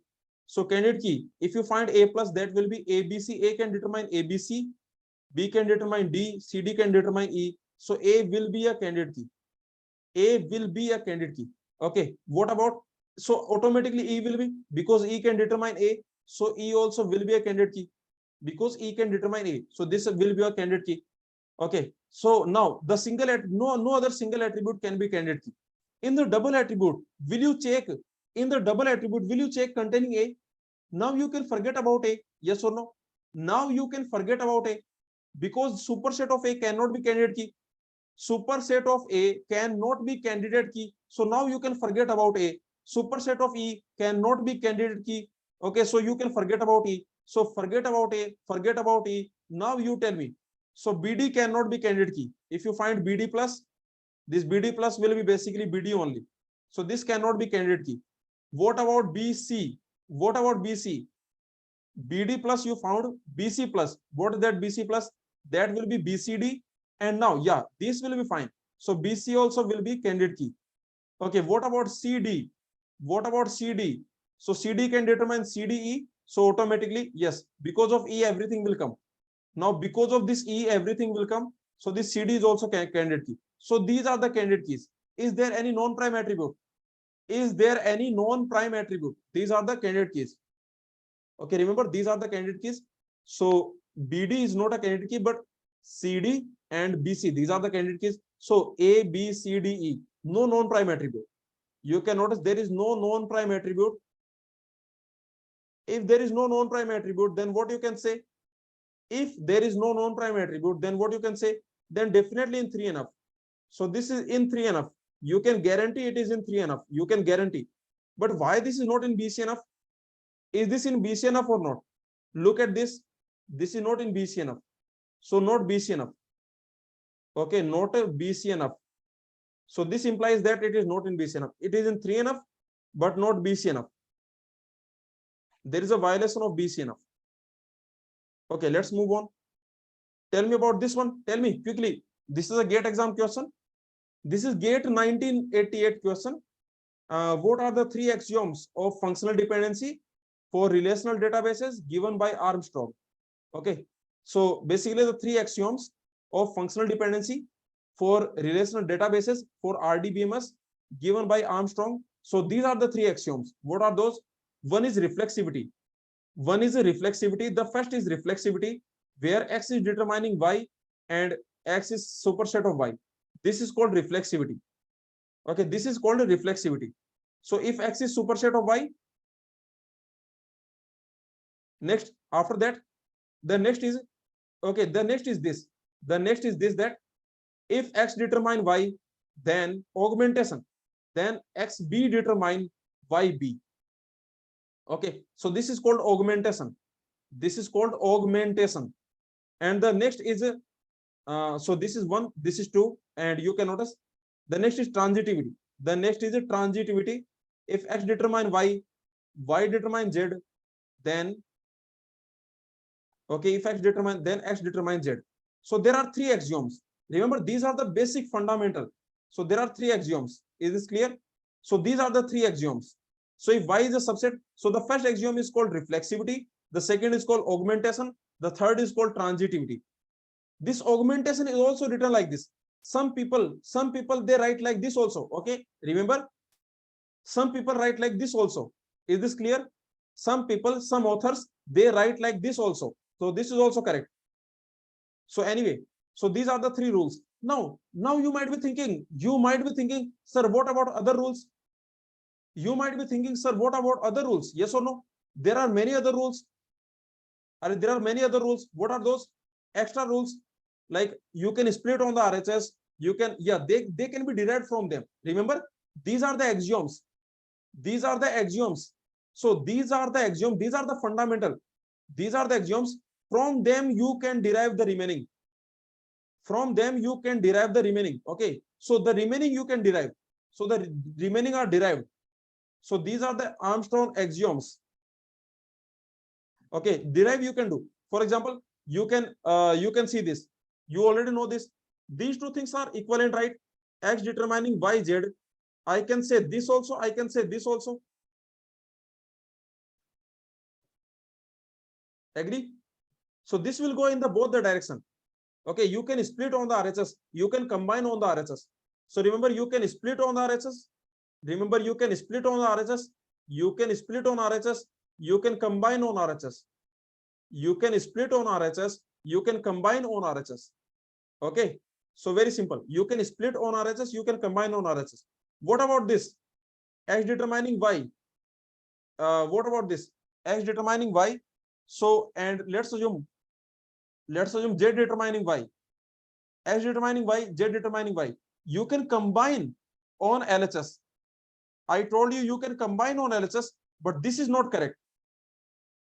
This is not correct. Okay. You can combine on LHS, but this is not correct. Is this clear? Okay. Nikhil is saying, इसी पर तो नवाते और कोर्थ लड़ पड़े थे. Okay. Yeah. That's right. In the canonical form. Okay. But anyway, don't worry about that. Okay. So canonical form, minimal cover, minimal cover, both are same. Okay. Anyway, so this you can notice you can combine on LHS. You can combine the LHS, you can combine, but you cannot do that. So if you have this X determining Y and Z determining beta, then also you can say that, XZ will determine Y beta. So you can combine on LHS. Remember, you can combine on LHS.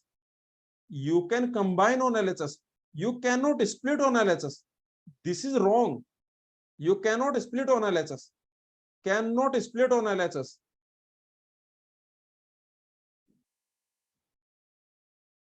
So we cannot split on LHS. We can combine on LHS. So all these points, anyway. Okay, so you cannot. This is your augmentation. Okay, now the next. So this is if X determine Y, and this happens. Tell me, if X is determining Y and YZ is determining W, then what you can say? Tell me. If X is determining Y, let's assume X is determining Y and YZ is determining W. See, X can beat Y. Very simple point. Very simple point. X can beat Y. YZ can beat W. Then definitely XZ can beat W. Yes or no? Definitely XZ can beat W because X can beat, because, or you can say like this. In this you find XZ. You find XZ plus. What that will be? That will be XY. That will be XYZ. Okay, XZ plus. You find XZ plus. So that will be this and that. So you can notice. So you can notice this. So like this. So if you have any confusion, then what you will do? Tell me. By chance in the GATE exam, they give you some question, and if you are confused, is this true or not? If you are confused, is this true or not? Then what you will do? Then in this you find the closure of XZ. In this you find the closure of XZ. Yes or no? In this you find the closure of XZ. Is this clear to everyone? In the GATE exam, if they give you any question, and if you are confused whether this is true or not, then what you will do? In this you will find the closure of XZ. Similarly here, okay, here also, if you are confused whether this is true or not, then what you will do? If you are confused whether this is true or not, then you will find the closure of XZ. So if you find the closure of XZ, that will be XYZW. Okay, so like this you can do. Now tell me about this one. What is the answer for this question? Tell me the answer for this question that follow from, okay, basically all the correct rules. You have to find all the correct rules. Basically find all the correct rules. Is this correct? X determining Y, Z determining W, then XZ determine. This is correct, right? This rule is valid. This is a valid rule. Next, what about the second rule? X determining Y, WY determining Z, then WX can determine Z. Yes, this is also correct. What about the next? If this happens, then this will happen. This is also correct. If this happens, then this will happen. XZ. Oh, now this is interesting. Tell me. The fourth one. The fourth one. Is that correct? If XZ can determine Y, this is not correct, right?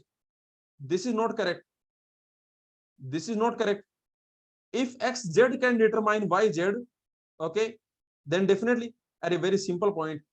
Okay, if this is given, if XZ can determine YZ, then can I say, then can we say X determine Y? The answer is no. Why? Just find what is X plus here. In this you find X plus. Or just find X plus. What that will be? That will be X only. So this is wrong. Is this clear? Tell me. So like this you can do. Next, if X determine Y, W determine Y, X is determining Y. Okay, then this is also wrong. This is also wrong. Because if you find X plus, you will not get. So is this clear? So this is wrong. This is wrong. So these two are wrong. This is wrong. This is wrong. So this is a nice question. All the rules are there. Okay. This type of question also they can ask. Tell me about this one. Tell me about this one. This is GATE 1988 question. Using the Armstrong axioms of functional dependency. Okay, can you derive this? Can you derive this?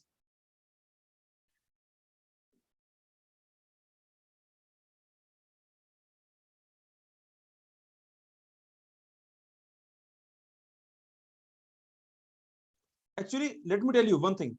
See, from the this actually you can very easily derive, but the proof number one, what is that? See, this is your statement. What is your statement? Your statement is this, that your statement is this. Remember your statement. What is your statement that we want to prove?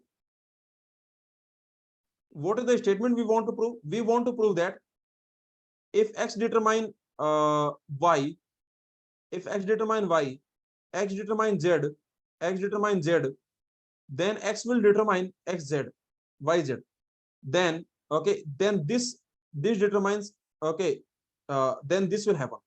So if this happens, then this will happen.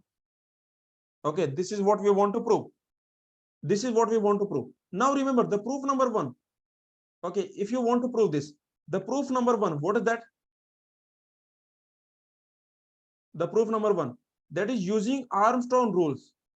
Okay, that is using Armstrong axioms. Axioms. Okay, using Armstrong axioms. But this will be a tedious proof. Okay, yes or no? This will be a very tedious proof. Basically, only three rules we will use again and again. Those three rules we will prove again, we will use again and again, Okay, those three rules we will use again and again. So this will be a tedious, I can say this will be a tedious proof, tedious, boring proof. This is a tedious and boring proof. It will be a long proof, okay, because you will use them again and again. So this proof we will not see. Okay, there is no need for this. Of course, on the GATEOverflow website you can see. If you want, okay, this proof one, if you want, on the GATEOverflow website you can see. On the Go website you can see this proof. But this is boring, okay, tedious proof. When you will see this proof, you will say, oh, what a boring proof. Okay, anyway. So on the GATEOverflow website you can see this question, you can check it out, and there you can see this proof number one. But what is proof number two? What is proof number two? The proof number two is by closure. The proof number two is by closure.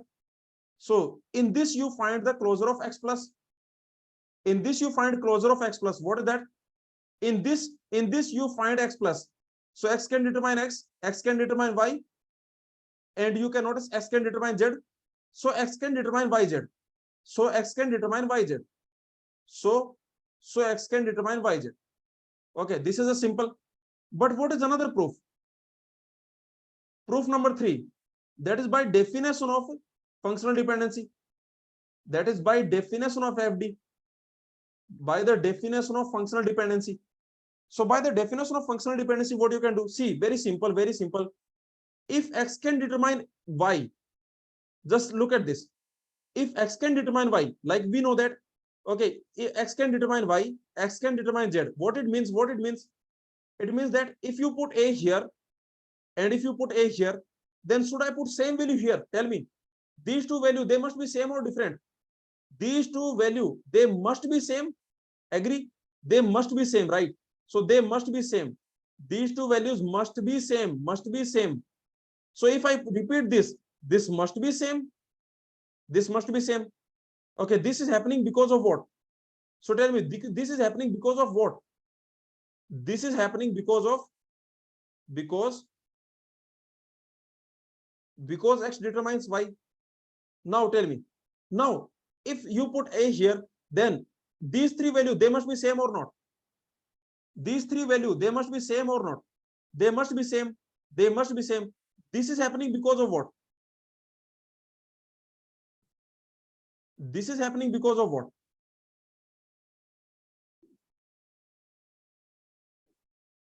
Gandhi ji ka chashma. So this is happening because of what? So this is what I'm asking. Okay, this and this. So this is happening because of what? So because x is determining z, that is the reason. Now can you notice? Now can you notice? Now can you notice? Okay, if you repeat this, this is also repeating. Now can you see this? Now can you see this? Okay, now can you see this? So x is determining yz also. So x is determining yz also. Is this clear? This proof by the definition of functional dependency. By the definition of functional dependency, this proof is actually much interesting. Yes or no? This proof gives you more intuition, more idea. This proof will give you more intuition about the functional dependency, how these functional dependencies behave. This proof will give you more intuition. So this proof number 3, this is more intuitive. This proof is more intuitive. Okay, let's see this. This is GATE again. This is another question in GATE 1988. Another question in GATE 1988. Now we have to prove this. Can I give this question as a homework? Or only proof 3 I will give you. Okay, remember this is the question, GATE 1988 question. Very simple question. What we have to prove? A statement that we have to prove. So what we have to prove? Just tell me this point. We have to prove that if x determines y and wy determines z, then xw determines z, then xw determines z, then xw will determine z. Okay, so basically if this happens, then this will happen. This is the symbol for derivation. This is the symbol for derivation. This is the symbol for inference.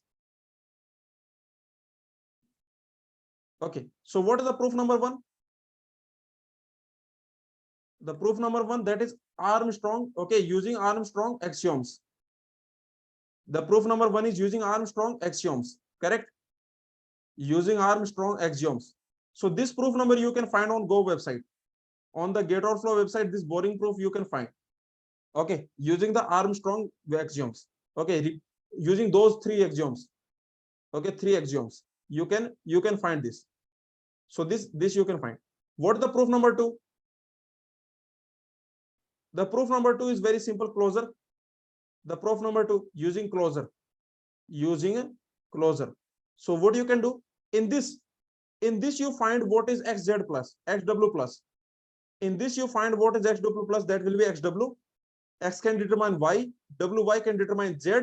So I can say that this will happen. So this will happen. And what is proof number 3? That is by functional dependency definition. That is by functional dependency definition. In the functional dependency definition also you can see that x is determining y and there is w.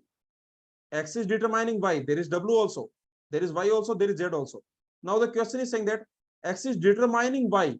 So if I okay, and remember what we want to prove this. So if I repeat this, if I repeat xw, if I repeat xw, if I repeat this xw, if I repeat this xw, if I repeat this xw, remember if I do this repetition, if I repeat them, this xw, if I repeat xw. So if I repeat this xw, now what will happen? Now you can notice x is determining y. Agree? X is determining y. Because x is determining y, so it will repeat. Because x is determining y, so it will repeat. So this will repeat. And because wy determining z, wy determines z, wy determines z, wy determines z. So this also will repeat. So this will also repeat. So from this I can say that xw will determine z. So from this I can say xw will determine z. Okay, from this we can say that xw will determine z. Okay, can I say x will determine z? Can I say x will determine z? Can I say x will determine z? Tell me, can I say x will determine z? No, there can be something else. Why x cannot determine z? Tell me why x cannot determine z? I cannot say x will determine z. I cannot say x will determine z. Why? Because maybe something else can be here. Something like this can also be there. Maybe a c, okay, maybe a c e f, maybe a c e f, right? Yes or no? Maybe you can have something like this. Maybe you can have something like this, a c e f. So that's the point. So remember, something like this also you can have. So you can guarantee that this will happen. This you can guarantee. Okay, anyway, this is another GATE 1988 question. GATE 1988, it was obsessed by this Armstrong axiom. 3 questions in this single year. In 1 year, 3 questions back to back. 12, 12A, 12B, 12C. In this year, if someone did not know about this, in this year, then 3 questions gone. 3 questions gone. Okay. So tell me here.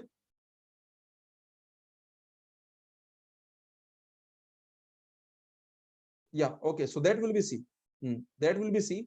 But I can say Z can be different. Correct? Yes. Z can be different. This will be C. This will be C, but Z can be different. Right. Okay. Okay. Let's see this. So this is another question. Using closure, you can prove. Okay. If you want to see the actual proof using the Armstrong axiom, then on this website, on goclasses, on the GATEOverflow website, you can check it out. Else you can prove it. This is a very simple yes or no. Z is a subset of Y. Is this true? X can determine Y. X can determine Y. Remember, is this true? Tell me. What is the proof? Like this is your statement. If X can determine Y and Y is a subset of Z, then X can determine Z. Is this true? Yes, this is true because X can determine Y, right? This is your Y. This is your Y. And this is your Z. This is your Z. So of course, X can determine Z. So this is very simple. Of course, this will happen. Okay. So this is your question. And one more thing, one more tricky question I want to take. Okay, one more tricky question, one last tricky question. One more tricky question.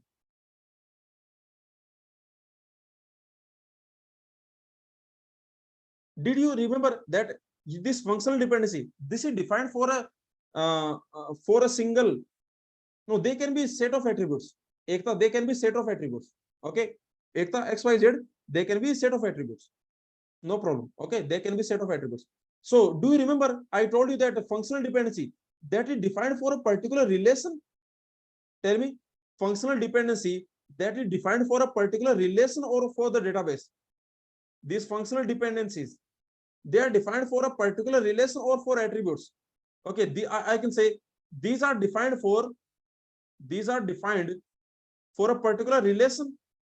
These are defined for a particular relation or for attributes. Okay, in whichever relation they are. This functional dependency, this is not defined for a particular relation. Yes or no?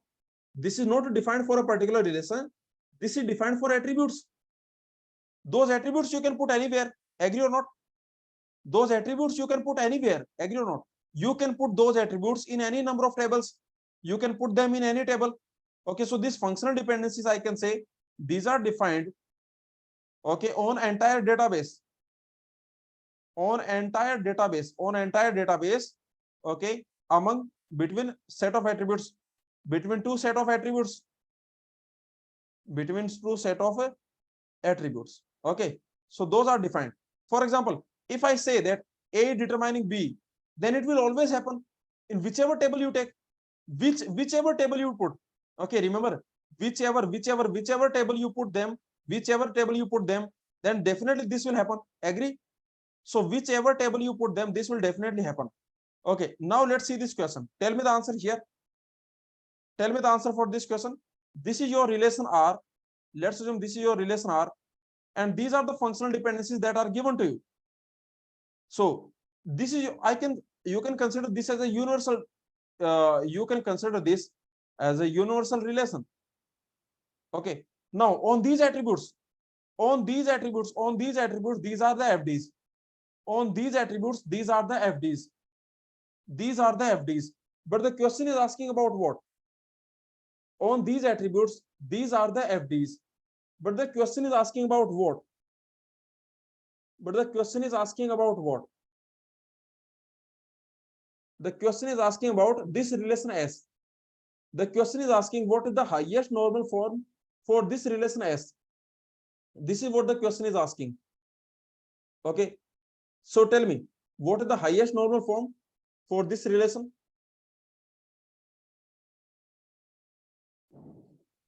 The original relation R. What is the normal form for this R? What about this R? This R is in which normal form? This relation R, this is in which normal form? This relation R, this is in which normal form? This is in this relation R.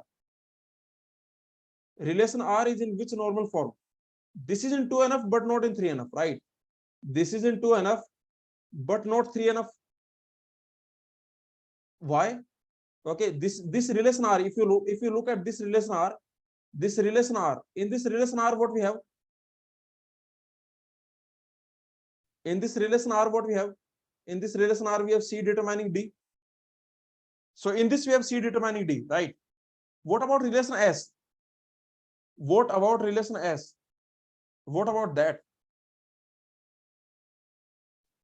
This relation is in BCNF, correct? This relation S is in BCNF. This is in BCNF. Why? At a very simple point. First, what you will do? What you will do in this type of question? What you will do in this type of question? Okay, tell me, for this S, what is the candidate key? What is the candidate key? What is the candidate key for this relation S? So this relation S is in BCNF. Now, this is a misconception that because S does not have C, so can I do this? Tell me. Because S does not have C, because S does not have C, so this is a misconception. Many students, what they do? They do like this. They do like this. What they do? Many students, they do like this. Okay, because S does not have C, so I can remove this C. I can remove this C. Because S does not have C, so I can remove this C. But remember, if you do this, because S does not have C, so I can remove C. If you do this, what is the problem? If you do this, what is the problem? Now the candidate key will be ABCD, ABD. Yes or no? Agree or not? So for this, remember, the candidate key is not ABD. This is not the candidate key. The candidate key is actually AB. Because for this S, what is the FD holding for F? What is the FD set holding for F? Tell me. What is the FD set holding for S? What is the set of functional dependency holding for S?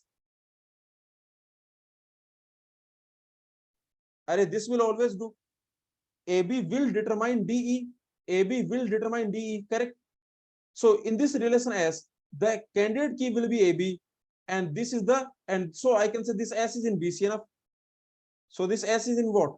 This S is in a BCNF. Okay, is this clear? So remember, your relation R, this is a 2NF but not 3NF, but the relation S, this is in BCNF. If the question is asking about relation S, this will be in BCNF. Relation R, it is in 2NF but not in 3NF. And remember, for the relation S, candidate key is not ABD. Candidate key is A, B. AB. This AB is the candidate. Okay, anyway. So these are all the questions that I wanted to take. Please tell me, anyone has any doubt? In these questions, do you have any doubt? Any doubt, anyone? Any doubt, anyone? Tell me. Okay. So what we will do? Some more questions we will solve. 4 p.m. We will start at 4 p.m. Some more questions we will solve. Maybe for 1 hour. Okay, 1 hour, maybe 1.5 hours. Okay. So we will make sure that before your at 6 p.m. there is a algorithm classes. Do you attend those? Algorithm revision classes. Sachin is taking all the complicated questions. Those algorithm revision classes, those are basically the GATE PYQ classes. Okay. On the goclasses YouTube channel, every day Sachin is taking, okay, at 6 p.m. fix. At 6 p.m. Sachin is taking algorithm GATE PYQs complete analysis classes. Okay. So for GATE PYQs, the complicated GATE PYQs, okay, their complete analysis. Okay. So those classes Sachin is taking. So at 6 p.m. So you must attend them. Okay. You should definitely attend them. Okay, so far I think 6 or 7 classes have happened, right? How many classes? I think 6 or 7. Total 6 or 7 classes have happened, and you must watch those, because remember, In those classes, we are only solving gate questions. Those questions, those sessions, okay, at 6 p.m., those sessions, these are only for gate PYQ complete analysis, complete analysis session. For gate questions, we are doing the complete analysis. Okay, so those classes are mandatory. So we will start at 4 p.m. and we will finish at 5:30. Okay, within 1 hour or maybe 1.5 hours, we will finish, so that you can attend before 6. We will finish so that you can attend the 6 p.m. class. Okay, so some more questions I will take. Concepts are over. Normalization concepts are over. Every concept we have seen. If you want, you can attempt the test. Go classes DBMS test 1. If you want, you can attempt. Okay, every concept is over. You can attempt that test. Okay, thank you everyone. In the evening, we will solve questions. Some more questions. Some more gate questions I will take. More gate questions I will take. Gate PYQ of normalization I will take. Okay, thank you.